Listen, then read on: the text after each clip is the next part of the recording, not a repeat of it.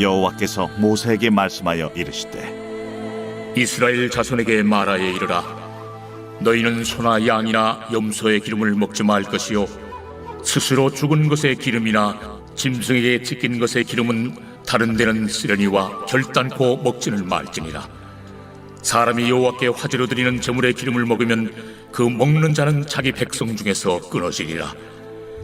너희가 사는 모든 곳에서 새나 짐승의 피나 무슨 피든지 먹지 말라. 무슨 피든지 먹는 사람이 있으면 그 사람은 다 자기 백성 중에서 끊어지리라. 하나님께서 이제 이스라엘 백성에게 주신 제사는 이제 5가지입니다. 그래서 번제, 소제, 화목제, 속죄제, 속건제. 레위기 전반부에서는 이 5가지 제사에 대해서 이제 가르쳐 주고 있습니다.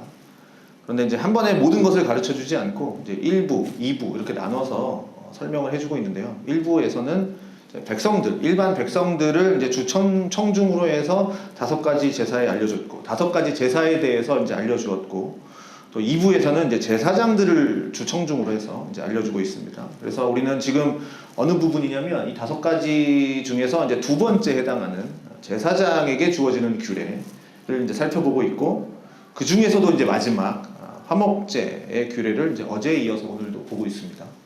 자, 오늘 읽은 이 본문은 이제 화목제 규례 중에서도 제물의 고기를 먹는 이제 기간, 그 다음에 어떤 사람이 먹어야 할 건가 하는 그 규례와 또 제사장이 받을 이제 소득에 관한 내용, 그 중간에 이제 위치하고 있는 내용입니다. 즉 뭐냐면 기름과 피를 먹지 말라. 이제 제사를 드린 하나님께 바쳐진 아니면 뭐 이렇게 그런 피를 먹지 말라는 거죠. 그래서 오늘 본문에 보면 뭐라고 되어 있냐면 여호와께서 모세에게 말씀하여 이르시되 이스라엘 자손에게 말하여 이르라 하면서 이제 본문이 시작되는 겁니다. 자, 지금 아까 얘기했듯이 1부, 2부에 나눠졌는데, 그러니까 2부에는 이제 제사장들에게 주어지는 규례인데, 그러면 제사장들에게 주어지는 규례라고 한다면 아론과 그의 자손에게 명령하여 이르라. 아론이 이제 제사장이니까 하지 않고 지금 이스라엘 자손에게 말하여 이르라 이렇게 되어 있죠.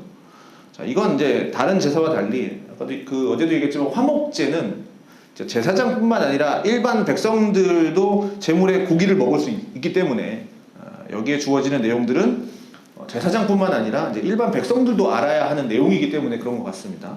그러니까 이제 청중을 제사장으로 한정해서 이야기하는 게 아니라 이제 이스라엘 자손들에게, 일반 자손에게 지금 확대하고 있습니다. 자, 무슨 명령이 지금 주어지고 있냐면 말하여 이르라.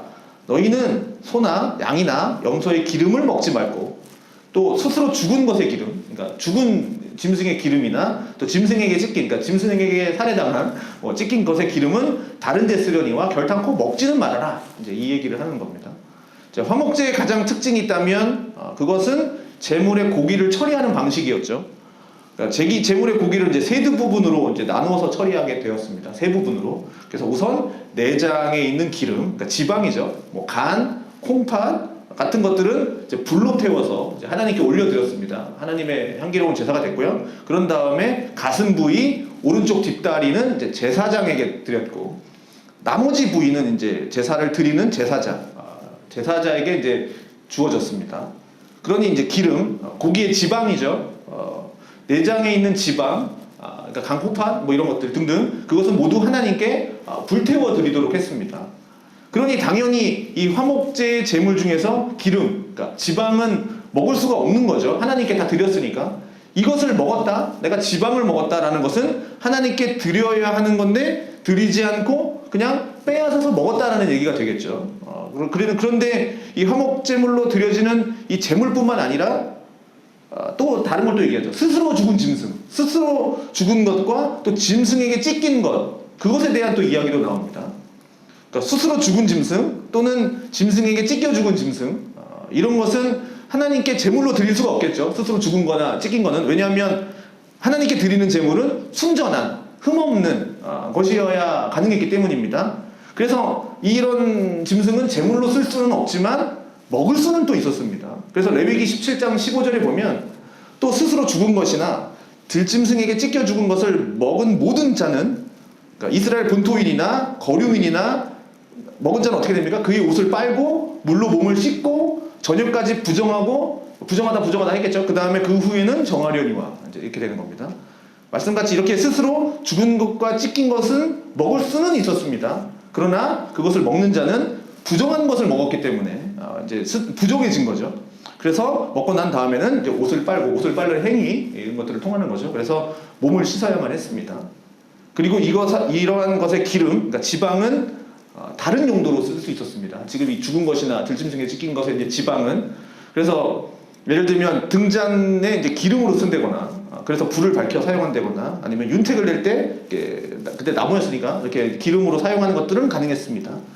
그러나 중요한 것은 이제 기름, 지방은 이제 먹지는 못했던 겁니다. 그래서 화목제로 드려지는 짐승이나 아니면 스스로 죽은 것이든지 찢겨 죽은 것이든지 하는 것의 기름은 절대로 먹지 말아라. 그것을 먹는 자는 어떻게 됩니까? 그것을 먹는 자는 자기 백성 중에서 끊어지리라 라고 하는 이제 경고가 주어지는 겁니다.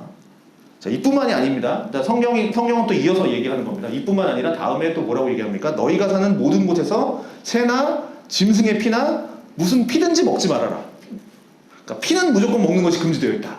이 얘기입니다. 지방뿐만 아니라. 그러니까 피를 먹는 것은 피를 빼내지 않고 고기를 먹었다라는 건데 피는 모든 희생 제사에 있어서 이 속죄의 수단이었으니까 당연히 먹을 수가 없죠.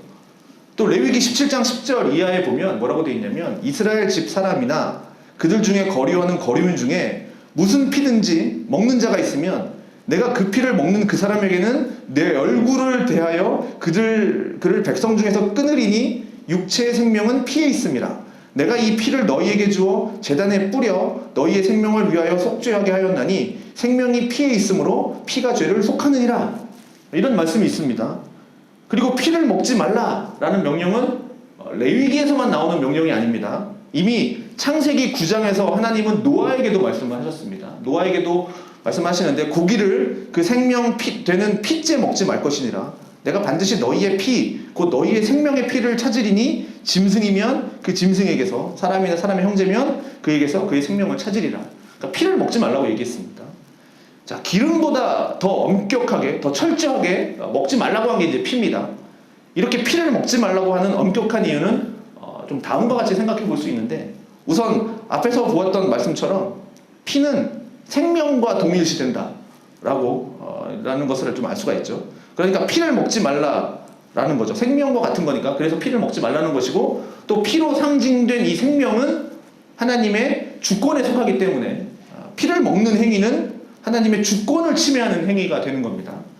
또 중요한 것은 구약의 제사 속에서는 이 피는 언제나 속죄의 수단이었습니다. 이 피를 통해서 우리의 죄를 다시 속하는 거니까 속죄의 수단이었습니다. 그래서 모든 제사 속에서 이 피는 뿌려져야만 했던 거죠.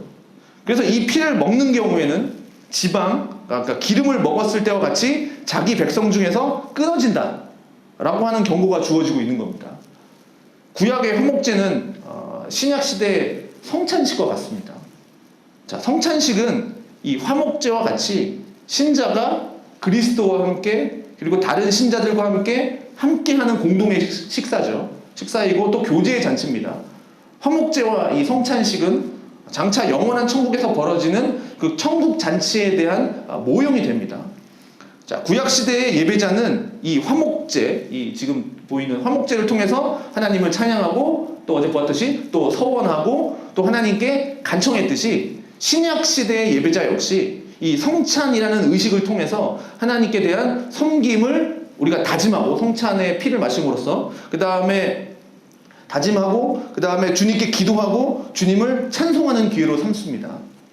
지금 우리는 우리를 향한 하나님의 인자하심에 대한 이 가시적인 보증으로 고기 대신에 뭘 먹습니까? 구약시대는 고기를 먹었지만 지금 우리는 뭘 먹습니까? 떡과 포도주를 먹고 마십니다. 자, 그런데 구약의 화목제와 신약의 성찬에 있어서 가장 차이가 있다면 뭐냐면 바로 피의 사용이죠. 구약시대는 피를 먹는 것이 보시다시피 완전 원천적으로 금지가 되어 있습니다. 엄격하게 금지가 되어 있죠. 그러나 신약시대는 어떻습니까? 성찬에서는 비록 포도주이긴 하지만 피를 먹으라고 되어 있죠. 피를 먹으라고 합니다. 예수님은 뭐라고 얘기합니까? 너희가 이것을 다 마시라.